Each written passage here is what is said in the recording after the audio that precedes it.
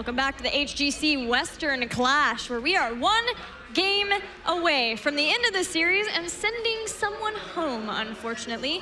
HeroesHearth Esports had the victory on Towers of Doom, a hard-fought victory, but Method got mad, they got angry, and they had a sound victory on Battlefield of Eternity. Now the big question is, HeroesHearth have an advantage in that they lost the last game, and they have either first pick or battleground choice. What are our thoughts on what we are expecting them to do? I think first pick. I mean, that's kind of the go-to, right? Like, I understand the logic of second pick, because that way you can go to a map you're more comfortable on. But I feel like they're just going to go with first pick. I would like second pick and take it to a map with a kind of more difficult to identify win condition, like a Dragonshire or something. I think that Method will perform best on things where it's very apparent to be able to get an advantage over the opponent. So I feel like that was put very clearly there with BOE.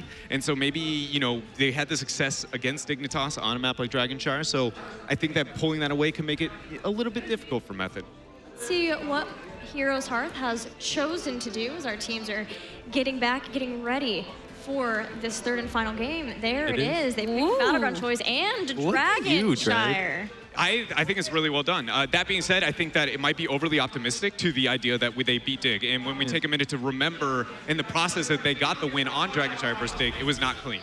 It was very much Dignitas fighting up more than could chew, a little bit into the bottom lane, punishment done there, getting a Dragonite and just deathballing in to Dig, and then one misstep coming out from Wubby, the pressure, brilliance on the bunker, and somehow Tyrael passive is a legend. So essentially it was a dream scenario up on bottom, and so I'm still not sold, but I think losing a clear win condition and requiring individual decisions to all be on the same page is going to hurt Method when it comes to this map choice. Well, and one thing I want to know is, so we are talking about how HeroesHearth has already played on this map.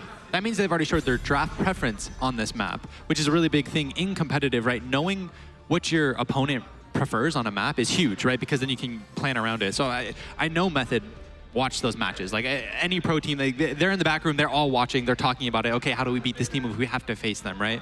So I'm sure they will know. And it looks like Method's actually, okay, they were hovering ETC, but it is the Maiev hovered now. I like that Abathur, okay. I mean, they traditionally have banned the Abba the past couple games, I feel like, but the Maiev, they're starting to give some respect to it. Are they gonna go away from their ways? I feel as though last game they had that plan in place. The Anubra Cocoon was, I guess, one of the ways that they wanted to tackle the Maiev. But now it depends on what they want to run in terms of tanks. If they're hovering the ban, it feels like they've got sort of something more standard that they want to run instead of having to just draft to counter her specifically. And I mean, because Method, they have a pretty good track record on Dragonshire. I'm not sure if HeroesHearth are aware of that. I'm sure they would be, but they want to recreate that success that they had with Dignitas earlier. But Method are currently, they haven't lost on it yet. And, okay, so I want to make this point, and it might be reaching, but Method has consistently banned Maiev, and when they've had the opportunity to first pick the hero, they haven't picked it. So it makes me feel like they really are not comfortable playing it. You know, this is something. I think it's fair. Yeah, I think you know, they might not have a player that's good enough on it, or just a team they had like a rough week of scrims where they're like, we got destroyed every single time we picked this hero. I don't know like why. I don't know why we know the hero's good, but we just can't play it. I would expect to see the first pick Malf coming out by Method, but I mean, like when you have to first ban it, and it's something that almost everyone has to second ban, like that is a pretty big detriment in draft. It's colossal. I would say it's probably the biggest disadvantage you can have in a draft. And we know the draft can influence quite a bit, especially on, you know, interesting maps like Dragonshire, those that depend on those individual decisions that can be made through the wave clear and the pressure applied to the map. HeroesHearth, though, rid of the Genji, not wanting to deal with the kind of pressure he can apply both bottom and top, the gank rotations there. But HeroesHearth put heavy focus against Dig towards that top lane and making sure that they had kind of a wave clear priority up until Leo was for post-secondary ban phase. And if I see that again, I'll feel a lot more confident for HeroesHearth in this draft. But it seems like both these teams have put a lot of emphasis on the death ball in the team fight, and Method not even going to risk it, they just take the Blaze. They're just unwilling to let another team have the Blaze. They really put high prioritization on it, and Arcane has been the one playing it again and again. Even when I was asking him earlier in the crowd, I'm like, you know, like, what do you think of Blaze? And he's just like, he's strong. And he does it all. And that's what a lot of players have sort of been reflecting on. He's just so versatile. He's taking up that place of, say, the Leoric, the Muradin, the ETC. He just does it all. Well, not only does he do it all in game, But in a draft situation, he can either go top lane or in the 4-man, and I keep highlighting that because that is so huge for a draft pick, because basically this first pick Blaze tells HeroesHearth nothing. Yep. It tells you we might have a top laner or we might have a 4-man. And he pretty much has almost no counter when it comes to the solo lane. And, you know, when he's in the 4, he provides kill potential and wave clear as well. Like, it's not even like you know what to do with the 4 or the 1. It's just, Blaze, boys, he's difficult. It reminds me of just like when people used to open up with the Greymane. Once again, just not giving away too much. Like, how are you going to play the Greymane? I don't know, the poke, the execute. It's very much like that. And also with Blaze, the benefit of his team, the bunker that he can give that boost. But, I mean, also the Malfurion and Gul'dan, these are strong openers on the side of HeroesHearth. Yeah, I mean, it just feels like a really early prioritization of Gul'dan. And the reason for that, in my eyes, is, okay, last game they were forced to pick Crone on Muradin. And they don't want to be in a similar situation where, you know, let's say Method picks 2 of Crone's really comfortable heroes and then bans one out. You know, here we go again, deja vu. We have to go through the same exact situation where we have to find a hero. Well, and Crone is a very talented player, but on those heroes that he's really comfortable on. So picking up the Gul'dan, I mean, it's not ideal, but Malfurion and Gul'dan are really good together. The Innervate CDR is really nice for his Q and E. And I think banning out the Genji with the Malfurion pickup there for HeroesHearth really makes the kind of Tracer questionable in the 2-3 in this type of position, if that's what Method had interest in going into. Chromie is going to be picked up to be able to aid on the siege of the 4, and then a new Barak picked up here for Method. Li Ming now suddenly comes to high priority for both teams just to be able to deal with the Cocoon. Yeah, but you can't really run double mate. Exactly. I mean, you can, but like it's not good. I mean, not optimal, I think would be a better term. You can win with anything. So HeroesHearth looking to ban here. I mean, so it's a Blaze in the top lane. We're pretty. I can pretty confidently say that it is going to be a solo lane Blaze, and you're going to have the Anub, Chromie, and the 4-man. So they're either going to look to take away a support here or a secondary damage pick. So secondary damage pick probably would be Greymane, I would say, or as far as support goes, probably something like, I honestly kind of like a Stukov ban. I know we haven't seen much Stukov this tournament, but I feel like Stukov looks so scary with the composition of Method. You have so much CC, you have so much lockdown to leave them into that silence pool, as well as, you know, if Chromie does go Slowing Sands, a Slowing Sands and a silence is just really scary. I agree with the Stukov. I don't think it needs to be banned there, but I wouldn't mind for sure, especially with that new Barak rotation, the double crowd control into the 4-man with Blaze being dominant in his solo lane and Chromie kind of peeling back. It's not like there's going to be too much pressure or too much worry with the 4-man there for Method if that was the route they went, but instead, banning out the Lucio here, HeroesHearth, and Method hovering over a Muradin. Showing, in my opinion, that they have concern about kill potential onto the dive and to Chromie and the 4-man, that they aren't so confident in the rotations that they're going to have between the two. But it does feel a little out of place. Yeah, I mean, I'm just trying to wrap my head around, leading into this tournament, I feel like ETC was such a big hero. But at this tournament, it really has not, no one likes it. I'm trying to understand why. I mean, Blaze, I think, is probably the biggest reason, where Blaze is that S tier. Everyone wants Blaze now, right? Because he's just better in every way, because he's so versatile, like we mentioned before. But they do end up banning the Muradin here, which does leave ETC for HeroesHearth. I think the reason for that is mainly Muradin is much more tanky when it comes to actually HP pool. This kind of screams, I could see them pick up something like a Tychus. I mean, it is a hero that Nick is really comfortable on. Tychus plus Stukov, that is a really scary composition. Like, how does your tank survive if he gets a Nubrak stunned, into Blaze stunned, into Stukov? I mean, that's what it screams to me, is a kill composition where we're just going to focus on killing your tanks. I wouldn't mind if a Diablo came out here. From HeroesHearth. It's a little, I mean, it's a lot risky at some fronts, but at the same time, I think that they need to find a way to kind of gain control out of the 4. Ooh. Maybe that's the way. Andy. Thrall's back. He is back. Crash Lightning, let's go. Yeah, I mean, you were just talking about having some control. I think Thrall can actually help with that and almost fill in a little bit. He's a squishier Muradin. I mean, fill me out on this one in terms of just like the stuns and also just that zoning potential that he can offer.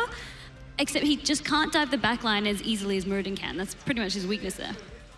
Yeah, I mean, one thing I do want to know is they did pick up the Dahaka. I feel like that's a really solid pick. On Dragonshire, I feel like having the global advantage, 1 global to 0 is huge. Just because this map, mid to late game, strong. It turns, yeah, exactly. It's so strong. It turns into just this rotation where, okay, 5 rotate top. If they're stronger, they have talent tier advantage. Okay, we all just run bottom, right? And it's just this like this chess game of basically ring around the rosy. I don't want to fight you until we're on an even talent tier, and having the global makes it much easier to catch if you're ahead, as well as dodge if you're behind. 8 seconds left here for the last 2 picks out of Method. I really want this Stukov. Stukov to commit to the 4 into the Thrall Mill. I wonder if that changes the dynamic at all. No. Double mage across the sky. They commit to the Li Ming even after talking about the Anubarak. Do you double mage? Answer for Method is going to be yeah. Bring it. I mean, I don't dislike it. Like it is a lot of kill pressure. They have so much kill pressure. Like that's the thing. I think off of a stun, you know, an Anubarak stun or Blaze stun, like Chromie combo plus Li Ming combo, that's if all your spells line up, someone is dead. Right, but we do need to remember this is very late in the day, so all of these players are getting fatigued, right? All of these players have been playing HOTS and been in this hyperbolic pressure chamber where you know, like, okay, we lost to NA, that's Method, right? We lost to NA, we were the first team, and this is the last series, this is do or die for us, right? So that level of execution is probably gonna be declined a little bit just because of the fatigue, because of the pressure. But if they are able to execute at a high level, I think their composition is extremely scary. I wouldn't mind if Johanna was the last select for HeroesHearth in the front line. I think they need a very safe front liner, and almost everyone is going to be vulnerable to that kill potential you talked about. That guy might be pretty successful with that. Give him the old flip there. Have the armor to be able to set you up. I do feel like the limited mobility into a Stukov composition with the Anubarak kill potential is still a little bit intimidating. That was where I was like going with originally the Diablo, just the focus into that 4-man, and then it hit a point where there was so much dominance with the last 2 picks on the side of Method that it goes to like, okay, then you have to inverse. You have to play extremely safe with that 4-man. I think Garrosh, he's going to be able to survive, but I don't know if he's going to provide enough kills in the manner that I'm looking for in the 4-man here. And other than that, I feel like Method dominated a lot of this draft. What do you think of the double mage versus the Thrall Garrosh? I'm just super interested because it's going to go down to how they play their rotations. If they play their rotations right, they have, like you said, so much kill pressure across the board. And that's something that HeroesHearth really needs to respect. Make sure that they're never in that position where they're vulnerable to the ganks, because double mage, like, that is designed to just pop you. The popping power of Method or the Garrosh of HeroesHearth. Mike? I mean, predictions. This game is going to be a poke war. You have Thrall and you have Gul'dan versus a Li Ming Chromie. So I think whoever wins the poke war is going to win this game. Because the team that is forced to engage, right, if Anubarak is forced to E in, Garrosh is just going to flip him into the backline, and that is a dead Anubarak. So a lot of this is going to depend on which team is forced to feel urgent and which team is forced to feel like they have to engage. And I feel like HeroesHearth is a less patient team, so I'm going to give it to Method. Vandy, what about you? Prediction? I mean, I was liking that HeroesHearth managed to pick up a global, and I feel like if they play that right, that's going to be a huge advantage going into this, and that's why I'm going to back them. All right. I'm sticking with my thought process is solely based on the win condition and how little Method gets out of the kills that they get in the early game. And I think that that'll delay the game too long, and HeroesHearth will have a chance in a miracle fight that they maybe shouldn't, and that is where they'll take it. So I'm going HeroesHearth. For me, I feel like the momentum is finally there for Method after they got that first win, and maybe more so the experience for them, but honestly, there's experience on either side. It's a tough one, but my vote's gonna be for Method. I am very interested to see what chat is thinking now that we are going all the way to the final game of this best of 3. Wow. The vote's back over to Method, but man, it's going to be a crazy awesome final game of this series. Let's go back to the casting desk one last time to close out the series. Chat's full of bandwagoners. Yeah, Twitch chat is a fickle beast. They are a fickle beast, that is for sure. Luckily, I'm okay with this decision for this one. And by the way, if you manage to get Gilly on your side as a European team, you know you've won already. So I'm not quite sure why we even play the game. Well, here we go into game number 3. Winner moves on the tournament. Loser goes home. Here on the left side in the blue, HeroesHearth Malfurion being played by BBJ, Gul'dan, played by Crowin. Arthlon will be on Thrall, McIntyre and Dahaka, and Ishbu playing Garrosh. And to the right side of the map, ready to pop off, is of course once again Shrimpy on Li Ming. For Team Method, we have Nick on Chromie, Kana for the offlane on Blaze, Athero on Anubarak, and Kirsten is playing Stukov.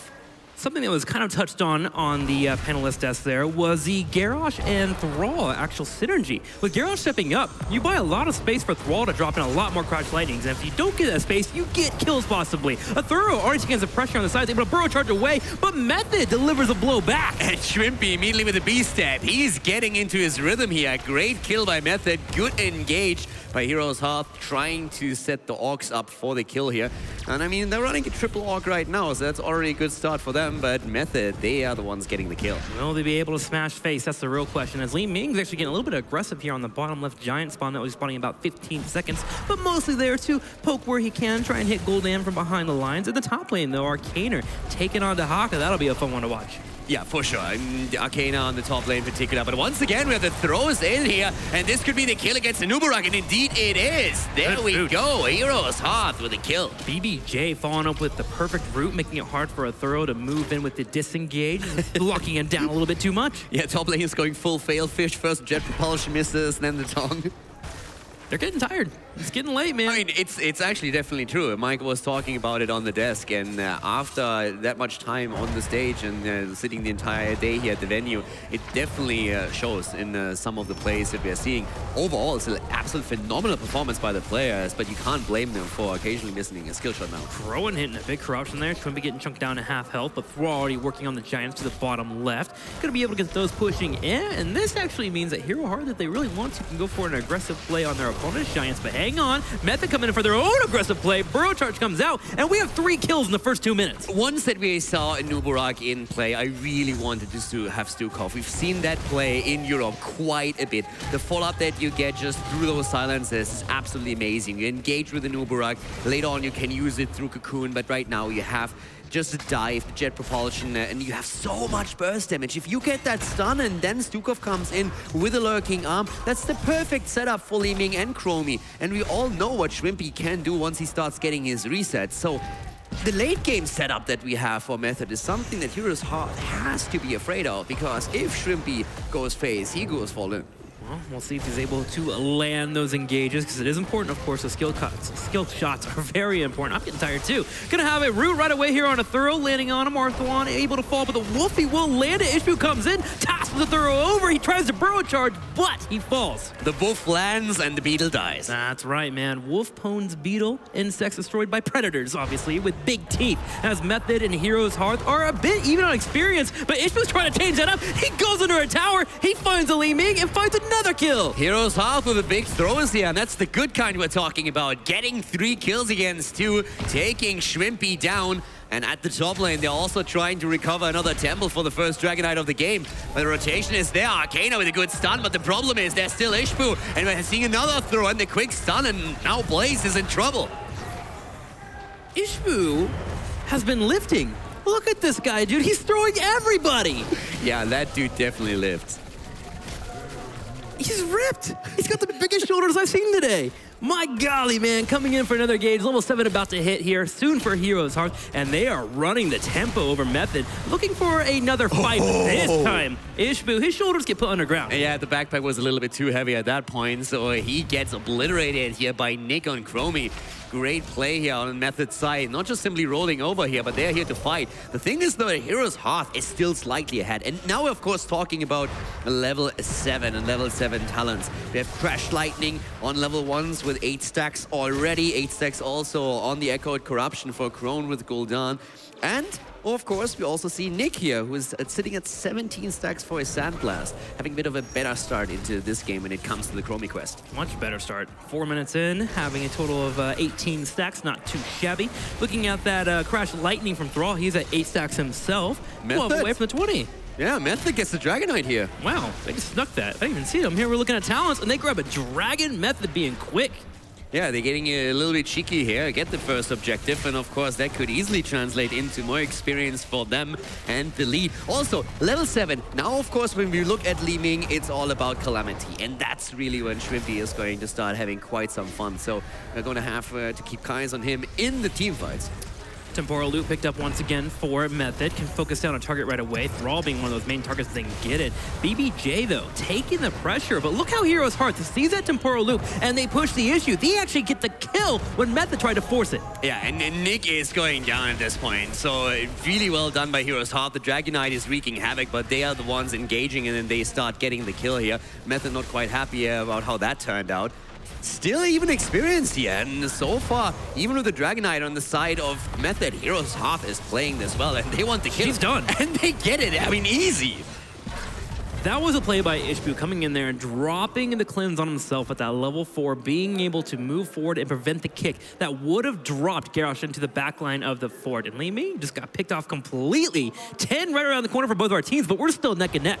Yeah, they definitely are, but HeroesHearth is really impressing. And to be honest, I have very rarely seen a Garrosh in the early game doing this much work. Completely destroying. And Thorough goes in for a burrow charge. Will jump on top of Thrall. Sounds comes out as well. Arthlon able to kite away, and he gets just enough healing.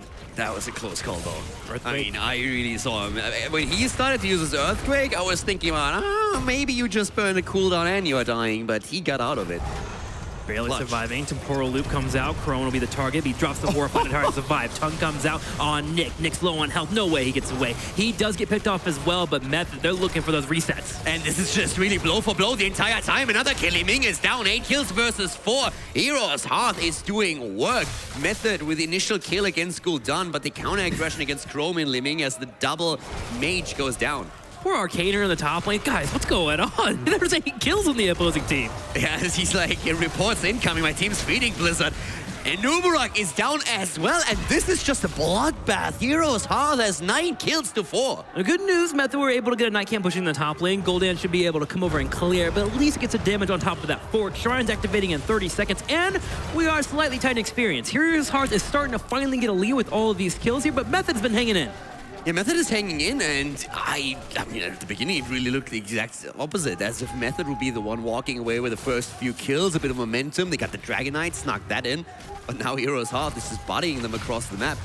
In experience, is still quite close, but the North American team with a half a level lead now. Okay, things have calmed down for a little bit. We've had 30 seconds without a kill. Don't jinx it.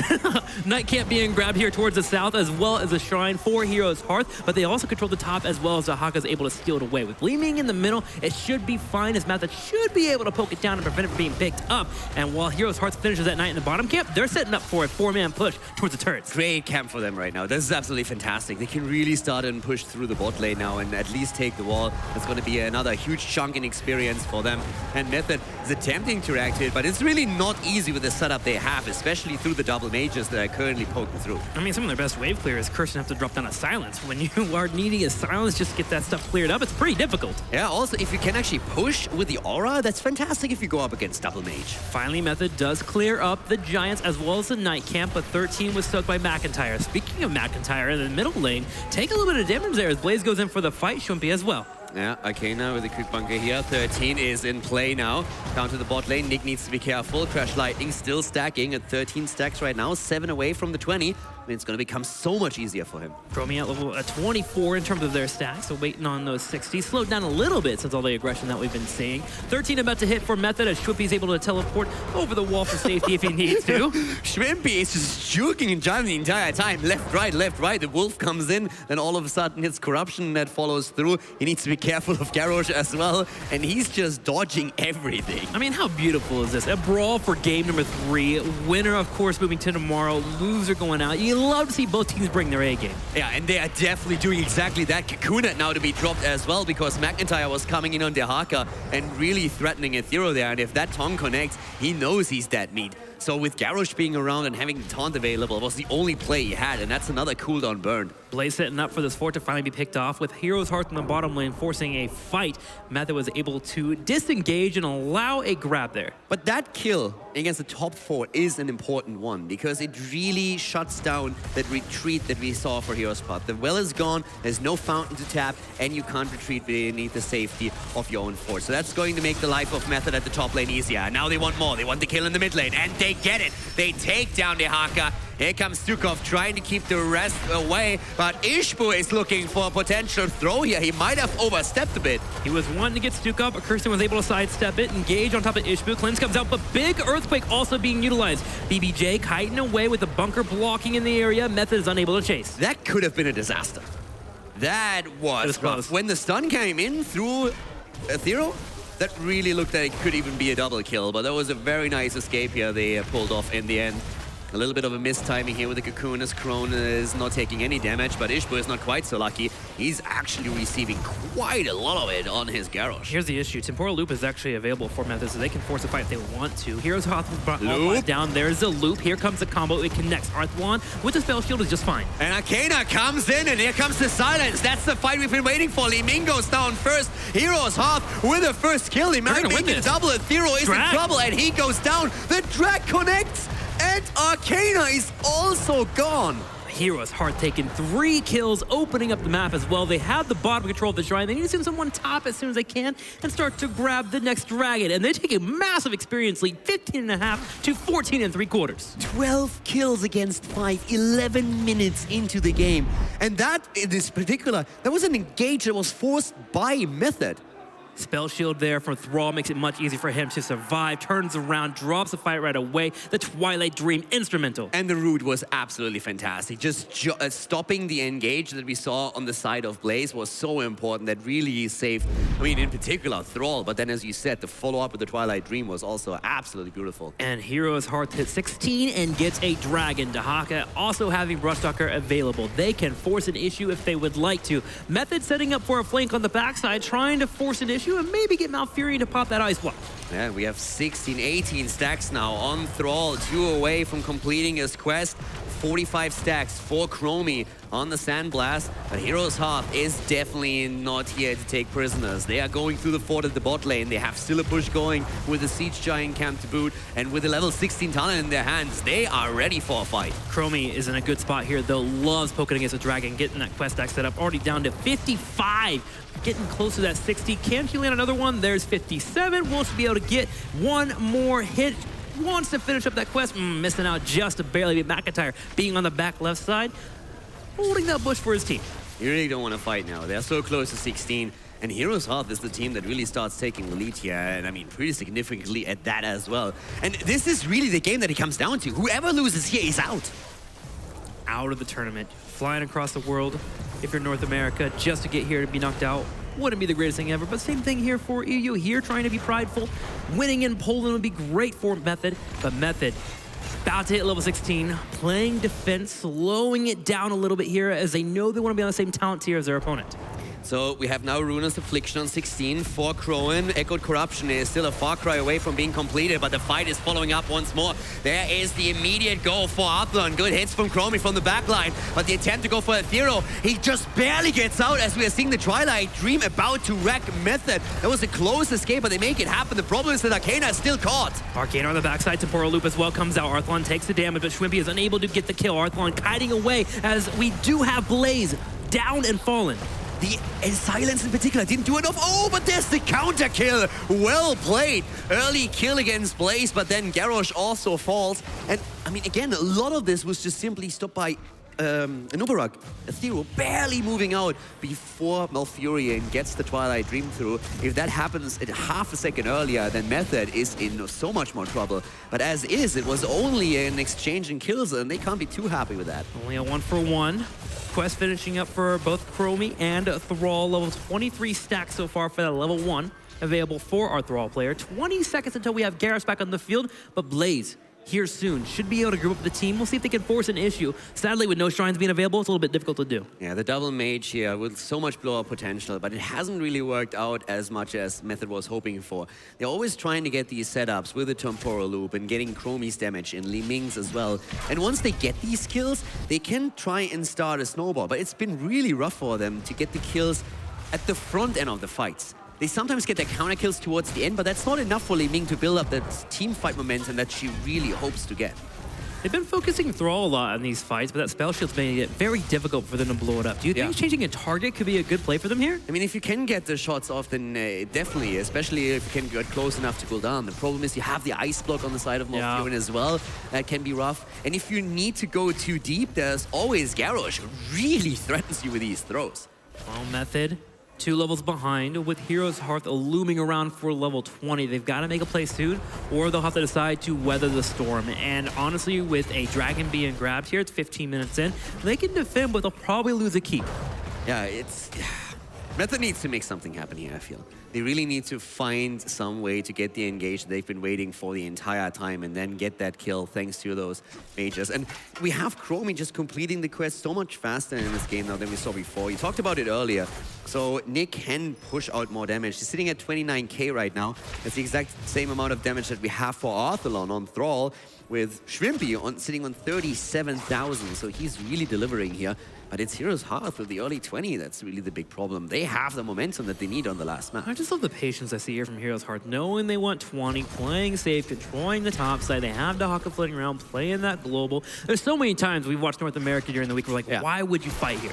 Why would you do that? And HeroesHearth learning their lessons, staying away from it. But hang on, actually, as Method's forcing the issue in the top left. Yeah, they're trying to go for it right now. Arthalon is already there. Here comes the attempt to go straight for the kill. Horrify has already been used. Didn't get too much out of it yet, but we still see Arcana in the middle of the fight here, and he's not the only one. Shrimpy barely moving out, as again, the Twilight Dream has been dodged. Arcana with the attempt to escape here with the jet propulsion, but he's going to die. McIntyre was able to soak level 20 in that fight. He had the faith in his team to survive, and they did, and they get a kill for it. Automatically, we have the first try and grab the top side, and HeroesHearth can make a play for Dragon. Yeah, and it's really rough now because the problem is that Dahaka is moving to the bot lane. He has his global still up, if I'm not mistaken, so he can simply take this one and then join the fight at the top, and that's with a talent advantage and a hero up. A Thorough controlling the top shrine, trying to slow it down, buying time for Blaze to come back. He'll be here in about 29 seconds. Sounds comes out, this gives him a Thorough a way to get out. Oh my! Boom! That was actually fantastic by Nikia, and we saw the attempt to save him by Garrosh. That didn't work out. And now Ishbu is also in trouble. The Cocoon is on the ground. McIntyre is moving in though, and he is straight going for Shrimpy. Moves right, Tempo Loop is in, and that's the kill against Gul'dan. Method is pulling off basically a 4 versus 5 talent down. They get the triple kill. Resets! Shrimpy going in for another one. He's low on mana, but he's able to land the magic missiles. No way. He finally falls there, and 4 members of HeroesHearth with a talent advantage fall. Like, what? Impressive blow up there. That was insane. Didn't see it coming, and Method's able to pull it off. They surprise their opponents, and enough of surprise got them a kill. Method now moves in for their own Dragon. But Dahaka had to walk, right? Like, he walked from the bot lane. He didn't have the global up. He used the global the first fight. Yeah, so it was a 4 versus 4, but it was still the talent disadvantage. And now Method does not only claim 20, they also have the DK.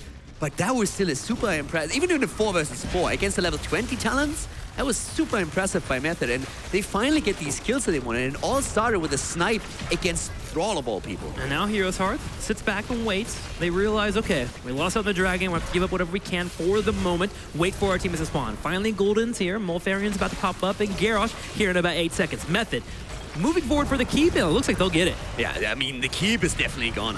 This is the minimum that you're going to get. The problem is what happens afterwards. And Method looks very, very willing to walk away from this one. If they get a kill, if they can somehow turn this around for a counter-engage, they would probably try and go for more, but that's a bit unlikely to happen. 28 stacks currently for Thrall on his Chain Lightning. We still see the damage output at the bot lane, where it allows them to go through another wall and potentially also take that well out, which would be a huge play. But yeah, Method definitely found the rhythm. Well, Dragon's about to expire in about 25 seconds, doing what they can to get a little bit more on this fort, going for the disengage as Garrosh comes in from the top left to force a fight. McIntyre drops the stage, but he misses. He misses the isolation, and that's big. That's really big. Thrall with the completion here, nice bunker block, and the damage attempt from the output that we see from the 2 mages. McIntyre is still dodging, connects the drag, but Li Ming is immediately there. Ishbu moving in, and he gets Stukov, and that is gonna hurt. That's gonna be the taunt, and that's gonna be the earthquake. Stukov is down. Method has to get away. Blaze down as well. A Thorough. Nick and Shrimpy trying to escape. Yeah, that was rough. Stukov can't die here. Like, he's the one target where you have to say that cannot happen. Kirsten can't be in a position where Garrosh can just simply walk up and throw him in. And Method is actually quite lucky that they just took that Dragon Knight, because if objective was up on the map, that could have potentially been game. Well, they'll have to dance around for 30 seconds while they wait for Stukov to come back, as well as Blaze, who gets here in about 35 seconds. HeroesHearth only taking the Knight Camp to the bottom, also can work on the Giants. They are actually setting up for a 4-Giant Knight Camp push if they're able to grab these, which could be devastating. Yeah, it could definitely be extremely rough here, but we still have that keep in the mid lane missing, so Method is currently still slightly ahead, but this bot lane pressure play that we're seeing from HeroesHearth is absolutely, it's super dangerous. And nice damage output here by Nick, but the problem still remains that with all those camps pushing through and the spell aura, that's the most important one, it's going to be very difficult for Method to save this keep, and if not impossible. That keep just gets deleted here with 4 Giants and Heroes backing it up.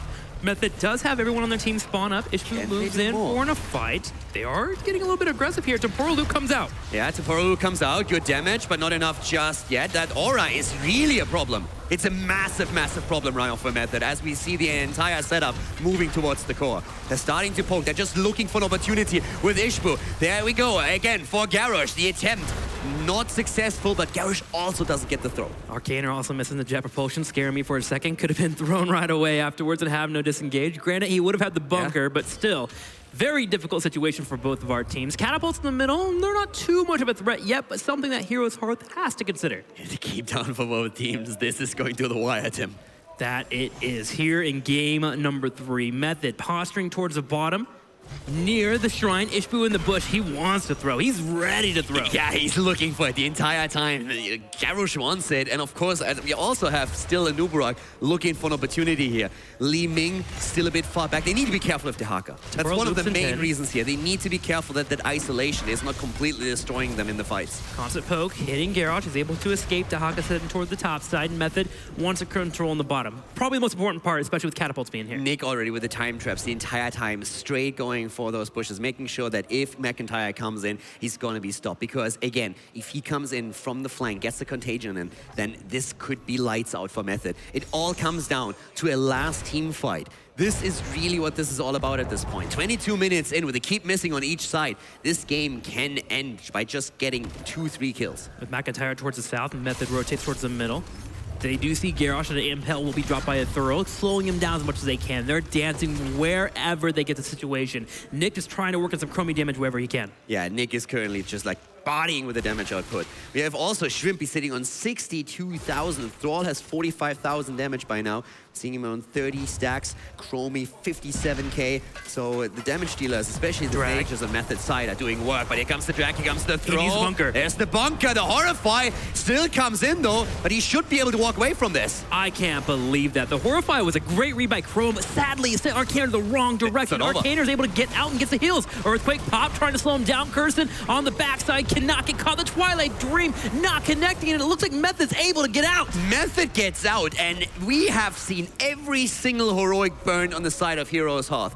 Going straight for the Earthquake, trying to get the Twilight Dream, and every time they were barely out of range. Schwippy poking here, slowing down any attempt to grab the dragon. With Dahaka being in the top, Method's time to fight is now. Cocoon. They move in, they drop Cocoon. Cocoon and Thero, they're going for it right now. It gets burned down. Can they get the kill? No, Cleanse is there. Thrall from the back. Here comes the throw. Bunker is ready though, and we still have McIntyre in position here. He's waiting for an opportunity. Arthur is already getting poked down, and Thero is attempting to go in. He can't. Temporal Loop. Is this going to be the kill? It doesn't look like it. McIntyre trap in the trap, and he dodges the shots. Nice timeout here by Chromie. This fight is all over the place. Stukov with the silence, slowing down Malfurion. The Ice Block will be used. Throws happening once again. Arcane and Thorough able to escape. No one has fallen. Horrifying 10. Horrifying 10. Nobody is falling here. And again, one kill can determine it all. Massive wave at the bot lane. Going for Method's core, by the way. That's going to be a problem. But HeroesHearth is already lost some of their points. There's the Dragon Knight. HeroesHearth sneaks the DK, but they lose Garrosh. Do they lose more? Method has to get kills here. They know it. The Horrify comes out. A Thorough falls. A Nurabut down. The core. Method is losing the core. The catapults are on the core already. 64%, and that Dragon Knight can just straight right-click it. Can they get away? 52%. That has to be game. The Dragon Knight just needs to right-click the core, and this is game. Arcana and crew jump in. They have to get kills. They have to fight behind the dragon. They have to poke it down as quick as possible. They know it. They're trying to do their best. 35% on the core. Could this be it? Can Heroes Hearth secure the win over Europe and go to tomorrow? Crowan is down. Gul'dan is down. But here comes the Dragon Knight, and that beast hits hard, and it hits enough. Method goes down. The beast steps by Arthalon as Heroes Hearth takes down Method with a 2-1 victory and sends the first European whole team packing.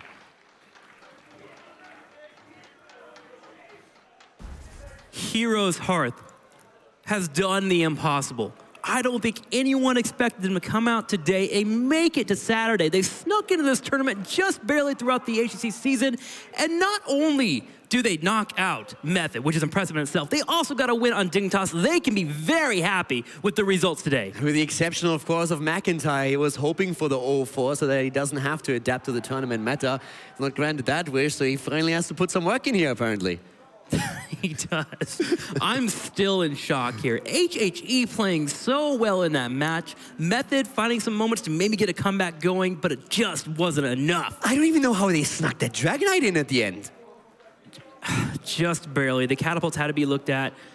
There was 5 on the bottom of the bush, reflecting on the moment. It was in the middle of a team fight. Nobody really, nobody checked the Dragon Knight at that moment. He just gets the DK in, and then you have the immediate counter kill, and they hope, okay, maybe we can do something, but then Ethereal falls, and at that point, with the catapults just wrecking the core points, you already know the Dragon Knight only has to right-click. They were trying to stop him early. Finally, they get the Crowan kill, but at that point, it doesn't matter anymore. Wow, Heroes Hearth getting the big win. Let's go over to our panelists and think, or find out what they think about that match. My brain's broken.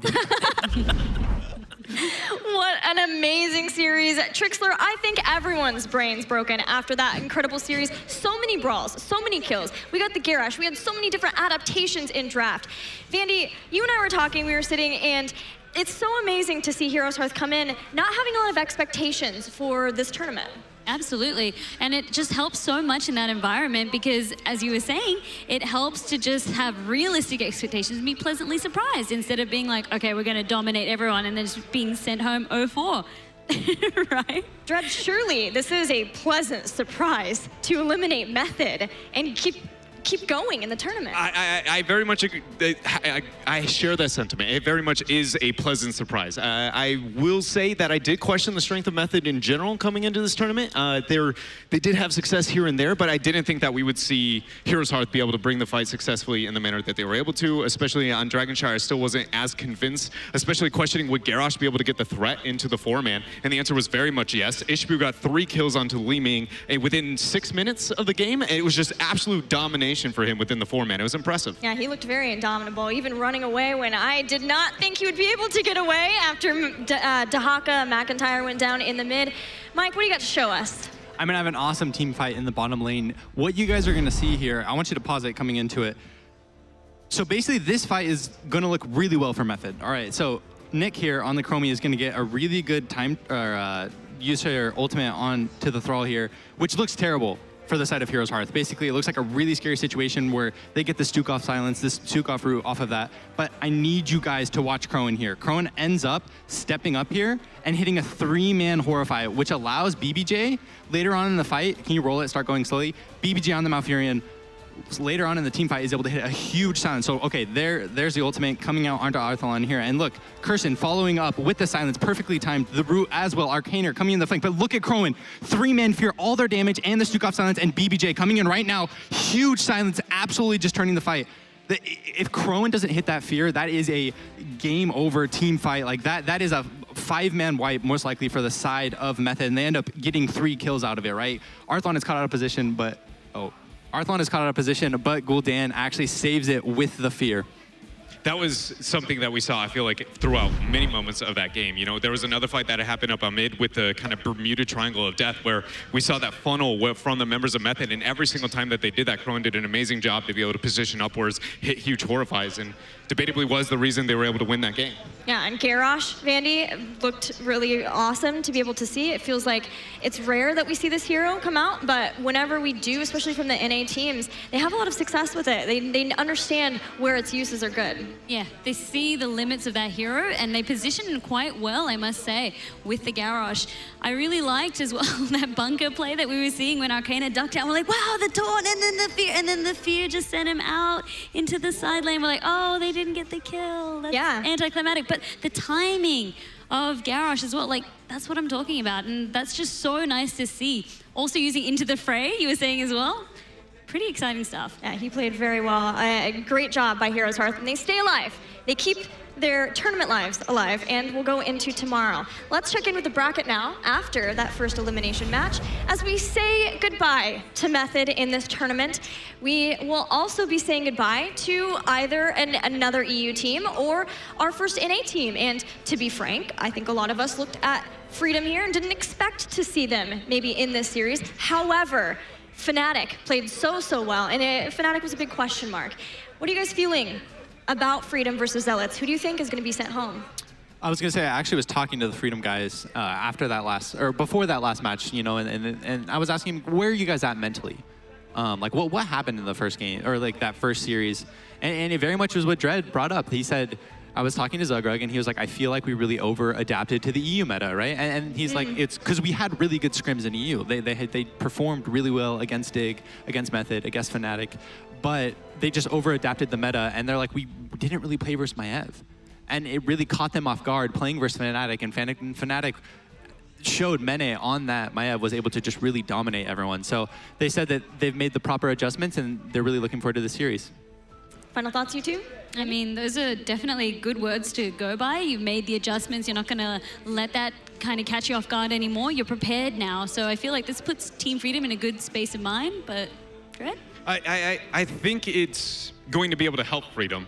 But North America is not a region that adapts on the fly very well. Like, if you maybe want to posture why we struggled in the past, I would argue it's that exact same problem. And yes, we maybe see success here, but that's, again, with the assumption that we got it first. So that being said, with all that in mind, we are yet to see a North American team adapt on the fly. Is Freedom that squad? Personally, I don't think so.